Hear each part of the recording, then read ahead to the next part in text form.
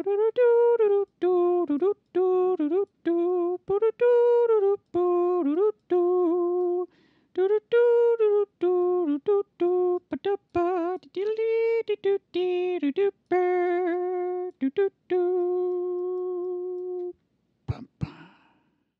my name is Chpek Greystoke. If you know me from Amtgard, if it's from other places, you may know me as PCSpacegoon. But in any case, I wish to speak to you today about flanking and Amtgard together. Alright, so, first off, we are going to talk about the historical use of flanking, and then we're going to take a look at how it manifests in Amtgard normally, and then how to use it and when to use it intentionally. So, first off, let us look at the historical use of flanking. So, originally, people really didn't flank. You would just have you and a bunch of your buddies all line up, very much like a ditch line, way back in the old Grecian days, and then you would just kind of like run at each other, or more like shove at each other until one side fell over. And that's just how things were done. Usually, whatever side was more elite, or had the stronger dudes, or had the more dudes, would win these fights. Because it's basically you just push into each other until one side just loses morale and takes off. Though, there was a Greek general by the name of Epaminondas who decided, hey guys, I got this crazy idea. No, for real. Come here, listen. What if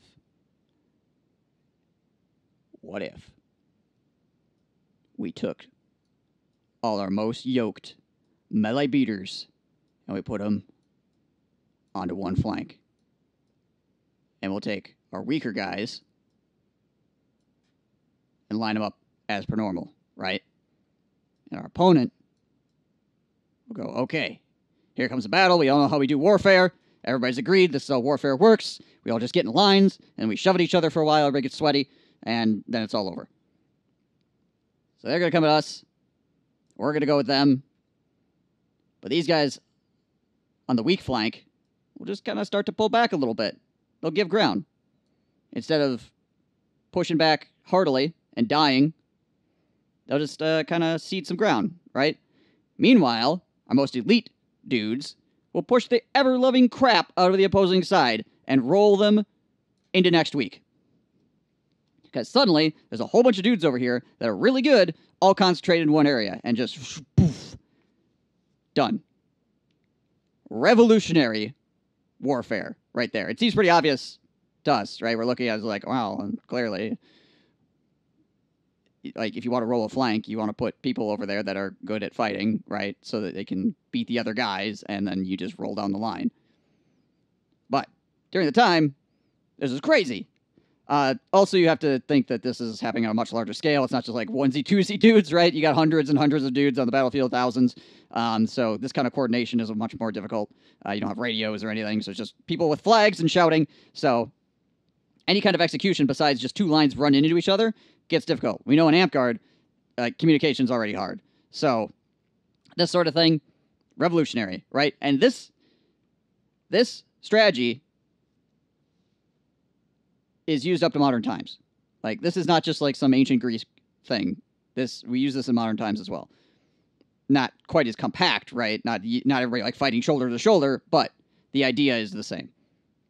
Okay, so it was the Oblique Order, is what that is referred to as. So next up, we have the single or double envelopment, which is another thing that you should be used to seeing in Amtgard. So, once again, you got your lines, right? Everybody just kind of... And then you've got the one dude on the end, right? Whether he be there or up here. And he runs around and starts coming from behind.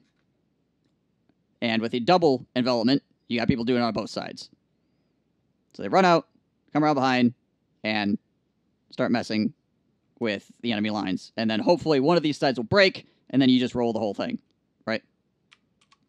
So That is the single or double envelopment. Also very common.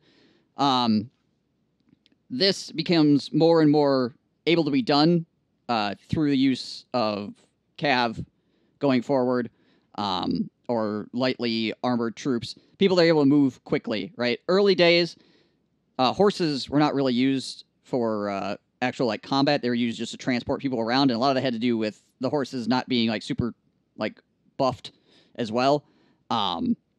Later on, obviously in medieval times, you had your big strong war horses where you could like run into each other. Some people attribute the use of cav not being strong during the ancient Grecian times due to not having like stirrups or proper saddles, where some of that might be a bit. There might be a bit on that. Technology obviously helps. Yeah, it's been proven that you can couch a lance, which is basically put it under your arm and charge somebody and kill them without having a proper saddle. Like, you don't need stirrups. You don't need to have like the coolest freaking gear to be able to couch a lance and kill a man. So it was more just like a way of thinking, and the horses not being quite as strong, be able to carry armored horsemen into battle. But they did use them to like have people ride around and like throw sticks at the enemy from various angles and cause problems in that regard. Though the single or double envelopment obviously became more and more popular, the more you had the ability to actually get people to move out on the flanks, run faster, get on horses, pull around, things like that. So then you have the hidden flank. You get your lines, right? Boop, boop, boop, boop, boop. And the hidden flank is now you're going to nest a unit back here, right? So lines are marching towards each other, but you have a unit or multiple units back behind your line that the enemy can't see, because obviously there's dudes in the way, right? There's a bunch of big burly dudes with hairy chests, and you can't see through them. Too much hair. And when the engagement happens, these nested units will wait for the perfect time and then go, oh shit, let's go. Destruction, right? So that is going to be your hidden flank. And you could do that on one or both sides. It all just depends on how many people you have, right? One of the weirder ones is the inverted wedge. So you got your lines, right? You got these guys up here, and then these dudes are going to not be in a straight line. They're going to be in a wedge formation. And then the middle of this line is going to slowly pull back, which are going to bring these guys in to the middle. So you end up with these units down here, right? And then the enemy, and then your line is like this inverted wedge, the V, right? So that means that if you can hold them out here on these flanks, suddenly these dudes have flanking opportunities on the middle of the enemy line as these guys get more and more extended into the kill sack. So that is the inverted wedge. Lastly, I want to talk about the Feigned Retreat. So, Feigned Retreat. Again, you got your lines on one of the flanks. Like, these dudes here will go, all right, we're just going to back off. Oh, gosh, we're so scared. We're scared. They're going off this way, right? And so these dudes here will push up into the gap. And they'll start flanking because they'll be like, oh, hey, look, a gap. We can get a flank. Now, obviously, if you're going to do this, this unit here needs to be very aware that they are going to get flanked. Right?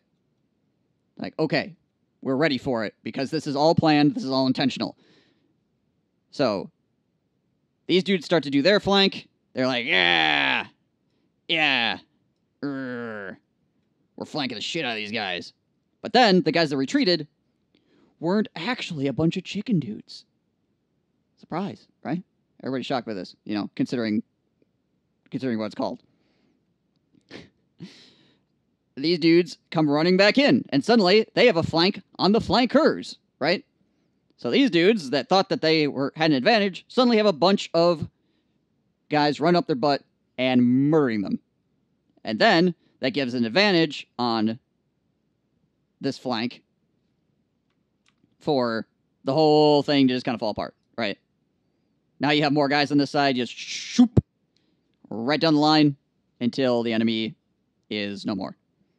So those are some historical examples of flanking, and I'm sure you have seen some of these things happen in Amtgard, but you may not know what they were called, why they were happening. You might have been like, wow, that was some crazy stuff. Yeah, I mean, if we've done it in Amtgard, it's probably been done throughout history, right? Some ancient dude who thought of this already.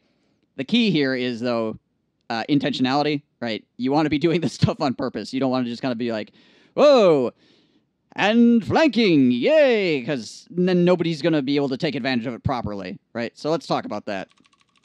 Let's talk about how this pertains to Amtgard in a more direct way. So the two most common ways that you're going to see flanking occur naturally in Amtgard, you'll have your ditch line, right? I'm going to use circles now because it's individual dudes and dudettes all lined up, ready to frickin' get it on the ditch field. You'll see long lines on the ditch, and then all of the elite dudes, right? We are the elite dudes. We have X's on us to denote that we are elite. We'll line up on one end, and they'll fight. And then whichever side wins, we'll roll the whole line. So what does this look like to you? Looks like an oblique, right? It's basically an oblique. Most of the time, it just happens because the good fighters, or the best fighters, want to go on one end and be like, we're going to have our private club where we hit the shit out of each other over here because we are the best fighters and we want to fight the other best fighters. Which is reasonable, right? But then it turns into an oblique because, well, one side beats the other side, and round they go. So the other way that it manifests is you'll have potentially, it's not always, a dude who's like, I can't fight a guy straight up, right? I'm looking at those guys over there, and all of them are going to kick my butt. So what I'm going to do is I'm going to run around and try to backstab, right? So that's your single or double envelopment right there on the ditch line. This dude goes, I can't kill from the front, so I'm going to run around and take advantage of the fact that I am faster or whatever. And I'm going to hit people in the back because they're not looking at me. Again, perfectly reasonable battle tactics, right? Obviously, on the ditch field, some people get mad at that because, well, a lot of the time the point of the ditch is to, like, improve yourself to a certain extent. But, you know, it is actual tried and true battle tactics. It's not just some random BS that some dude's doing. Though he probably has no idea, more than likely. It just seemed natural. It seemed like the right thing to do, given his skill set, his or her skill set. So, if this is how it manifests naturally, how do we take advantage of this intentionally, right? So the oblique, if you're doing it with purpose, hopefully you can tell the rest of your line what they need to do as well. So if you're going for the oblique, you want your rest of the line to just kind of hold steady, right? You don't want them to overextend or put themselves in too much danger because you're hoping, you're betting on your guys being better than their guys. And if you're setting this up properly, you don't want to set up your best guys against their best guys if you're actually trying to win the fight. You can put some guys over here that are not your best guys that, once again, been instructed, all right, we don't need you to kill that dude. We know he's better than you, right? But if you can, like, leg him or something, cool. But just don't overextend yourself. Just kind of, like, keep him busy. Just keep him busy. Meanwhile, we're going to put our best guys against some of their guys that are not quite as good as well, but they have not had the same instructions. So we're just going to steamroll them, right? And then we're going to freaking flank, and then we're going to run into their best guys, and their best guys are going to be like, I freaking rolled the line. Dang it.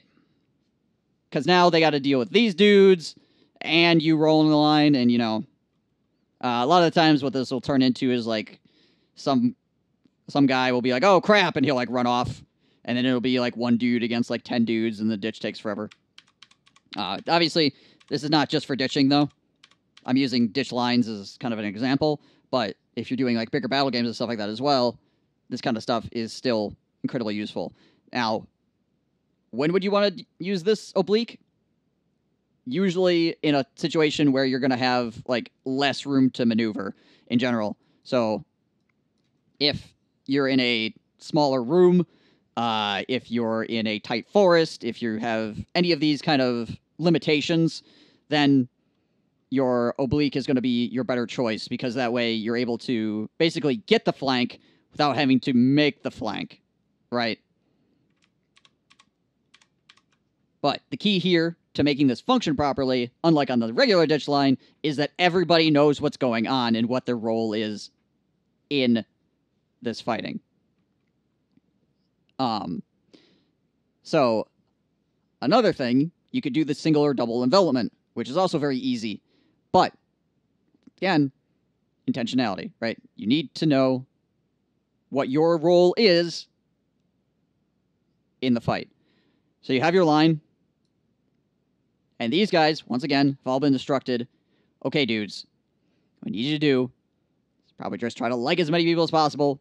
Don't put yourself in too much danger. Just kind of hold them. Just hold them. Meanwhile, you're going to take your fastest, most elite dude, or dudes, dudettes, whatever you got, and those are going to be the guys or gals doing the envelopment. Oh, excuse me. So they're going to go out, and they're going to come around. And they're going to, what is known as, complicate the problem space for your opponent. In straight-up 1v1 fighting, you complicate the problem space by having a bunch of shots, right? You're like, okay, if that guy can get my shoulder and my hip, and he can freaking hit my other hip, suddenly I've got a lot of things I got to think about. I don't just have to be like, this guy always shoots for the shoulder. Okay, I can block the shoulder. Boom. What this causes is that kind of, like, extra tension on your brain from thinking, but in a grander scale, right? A strategic scale instead of just like an individual scale. So, when this elite dude comes running around the flank, what normally happens? Well, this guy goes, oh, crap, and has to deal with him. Sometimes this guy will back off, and this will start to taco the formation, where the whole thing will just kind of like fold onto itself, and then you got dudes backing into each other, and it just turns into a huge mess, right? And then they just usually get crushed because nobody can move, nobody's able to really do anything proper. Or what will happen is this guy would just come in and just murder and push down. The another thing that's important with enveloping is that the line understands that their job changes once these people come around. Once these people make this flank, if this person goes, oh crap, there's a guy here, your job is now to kill him, right? Don't just keep standing there. Don't just be like, well, because if this guy gets able to turn around, even partially, and ignore the main line, then there's no point in the main line being there. The flank has become essentially useless. You might as well just put the elite guy here to begin with, if that's what's going to happen.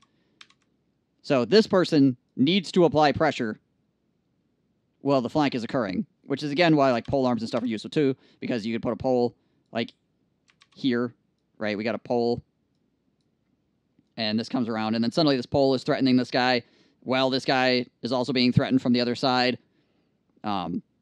And now he's in a world of, he's got a ton of problems now, right? But in any case, once this guy is taken care of, then you just kind of like, and these guys can start rolling up the line as well, so you got more people doing the flank, and the whole thing just collapses. So your line knowing what they should do when you come around the flank. Because how many times, if you are a flanking person, it's something that you naturally do, how many times have you run around, got behind, and then the guy just turns around and he fights you, and nothing really happens, right? That's not good. It's not good, because it's like, okay, well, I went through all this effort to come all the way around, and now I might as well have just been standing, I might as well stayed where I was, and just fought this dude. So, it's important that these guys know when they need to be more passive, and when they need to turn on the heat and freaking take those people out. This kind of stuff you want to use more when the terrain allows for more open movement, right? How do you defend against this sort of thing, though? Right? With the oblique, the best defense you can get is to put your most elite guys against their most elite guys. Try to make sure that you understand where the people are lining up and then line up appropriately, right? Because you're not going to have much room to move around yourself. If the enemy is hitting you with oblique, then both sides probably don't have a lot of extra movement on those flanks, right? So you're gonna have to match as best you can. So there are ways to potentially deal with that as well. I'll talk about that here in a second. But if you're dealing with a enveloping attack, the best thing you could do, once again, is realize where the enemy flankers are. They're most people that are most likely to flank, and then get one of your elite dudes, and when they go out, when they shoot out this way, your elite person shoots out with them. And you just keep in line with them and keep moving this way until eventually you get involved in a 1v1. And then you freaking hope that you're better than them. Right? So, when that happens, when one side wins this, then obviously whoever just left is going to come back around the flank and usually finish the fight. If you are not better than them, if you know you're not better than them, if you know that there's nobody on your side that is better than them in a straight-up 1v1 fight, the best thing you do is still shoot out like this, get far away, and leg the bugger. And go, all right, buddy, have a good time, and run back to the line. And then try to assist your line in flanking and winning as quickly as possible so that you can go back and deal with this guy who's a problem when you have more people, right? Because maybe you can't beat him in 1v1, but it's entirely possible that you can gang up on him and kill him, particularly if he's legged, right? Right, everybody is not just being a bunch of numpties about the situation. All right, so again, let me go back to the oblique angle real quick. See how we're talking about ways to deal with these situations. So if your opponent realizes you're doing an oblique and lines up appropriately, so that you do is the man in motion. So you're going to line up here, right? And again, you know, your side knows, or is going to know very shortly. Hopefully you've told them beforehand. But there are ways to announce that what you're doing, right, is that you are going to go and you're going to pull out of this situation and you're going to go over here after the fight starts, right? And these guys are going to try to shift down here again without dying. This will potentially give your opponent an opportunity to push forward. Usually you don't want to like run the whole flank, or you don't want to take all your guys out and move them this way because that's going to cause a big hole. But you can take an elite person from like here and shift them down, right? And fill that hole. And then potentially you could get this guy out of here too if more people shift down. This is a little bit more complicated, and it depends on how many people are on the field and what you're working with. But the idea is you want to get your elite guys up against their non-elite guys unexpectedly. And then your dudes that have the instruction to not be super aggro on their good fighters, just kind of like hold it as you break through. If you're in a situation where you're doing obliques and it's a tight corridor, obviously things are going to be rough just to begin with. And if it gets really, really tight, then it's not going to matter like where people are per se. Amtgard, you can't push into each other. Just run people over. By the rules, you can't. So, like, stacking elite dudes on one side doesn't help you quite as much. If you got, like, 3 people across or something like that, let's say we got 3 people here, because it's super narrow, we're doing bridge wars, right? You got like 3 or 4 people able to be the front line. It doesn't really matter if you take this guy and put him over here. This guy over here is, like, you're not going to get enough purchase. There's not enough real estate. So it just kind of turns into a beat fest. If you have a bigger open field and you have more people on the field, enough to have multiple elements. Well, hang on. Seeing as how we're going to, like, multiple element size. Let's say this is we can start using boxes again. Haha. So you have your opponent's element. You have your element. These are going to be your line fighters. And these are your opponent's line fighters. Now you can start doing the hidden flank, where you have your elite dudes back here. Let's make their symbol slightly different, with some curves or whatever. They're curvy, okay? And they're going to hide behind the line fighters. And your line fighters, with your elite dudes, have been instructed to, once again, be a threat, but don't sacrifice your lives, because you guys are not the dudes that are going to break the line. We're going to hidden flank at the appropriate time, once both sides have become decisively engaged, also known as the situation where it's very hard to just, like, peel away from each other, right? Because you might lose a limb or something. You can't just be like, you're not far enough apart where you just be like, oh, and just leave, right? You're in threat range of either pole arms or swords or something. Something could happen to you if you suddenly decide you're going to break and run. So these guys are going to wait for the end to become decisively engaged, and then they're going to flank, and then they're going to steamroll. Once again, you need the real estate for it. You need the people for it. This is like bigger battlefield stuff. You can do this on a smaller... You can do the hidden flank with like 1 dude or something on a smaller battlefield, but it's very similar to just enveloping at that point, and it takes your guy out of the line, and it's much easier to see like the 1 dude standing behind in a ditch line than it is like on a big battlefield where there's just a ton of people. You're just like, well, it looks like there's more people over on the other side. I see a lot of people, and that's all you're getting. That's all the information you're getting, right? You're not going to be like, oh my gosh, they have multiple elements, and they're going to flank the crap out of us. I can tell from here. Maybe if you've been freaking paying super close attention, you might be able to figure that stuff out. But it's harder to see when you're on the field and not like some floating war god view of what's going on, tops down, right? The Feigned Retreat can work. It's more complicated. You gotta have more people understanding what's going on. And these guys, whoever's on that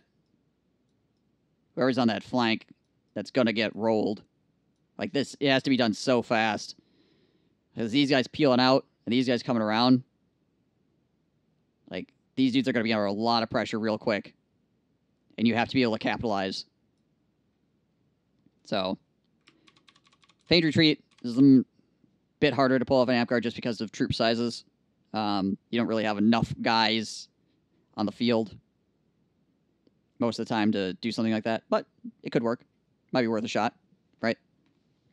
So that's pretty much all I want to talk to you guys about for today. Quick recap. Throughout history, people formed lines, walked into each other, much like our ditching.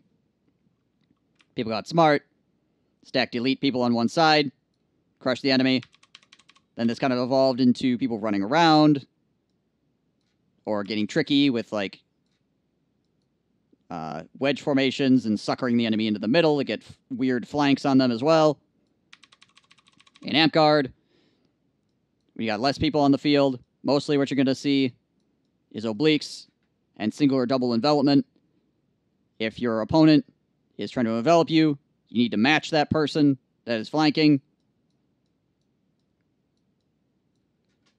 and either leg them or kill them so that then you have the flanker's advantage. If you're an oblique, you need to try to get your guys, your elite guys, away from their elite guys, unless, of course, you just think my elite guys are just better than their elite guys, and then you just win, right? Because that's just a straight line. We win. But you want to make sure your elite dudes are stacking on one of the two flanks so that they're able to shove through and make that flank happen. You don't want you want to just be like spattering your elite people throughout the line. Also, your lines need to understand what their job is in the whole scope of things, right? And obviously, we're gonna magic and all kinds of crazy stuff gets added to this as well because we're playing Amtgard. But this is just like the basic concepts, right? You need to understand these basic concepts before you can start being like, well, what if there was a wizard? And if the wizard threw a fireball at the man? Like, well, okay. The concept needs to be grasped, and then we'll deal with the wizard with the fireball, right? It's still, you can still do it. All this stuff is still totally viable. Yes, there will be like certain things that you have to take into account because it's Amtgard, but the basics are still there, and you need to be able to build off the basics, right? Gotta crawl before you can walk, before you can run. And then there's the hidden flank, which is usually when you're using larger unit sizes, you got enough to actually hide your elite units to come around. But that is all I'm going to talk to you guys about today about flanking. If you thought this was interesting, well, give me a like, drop me a comment.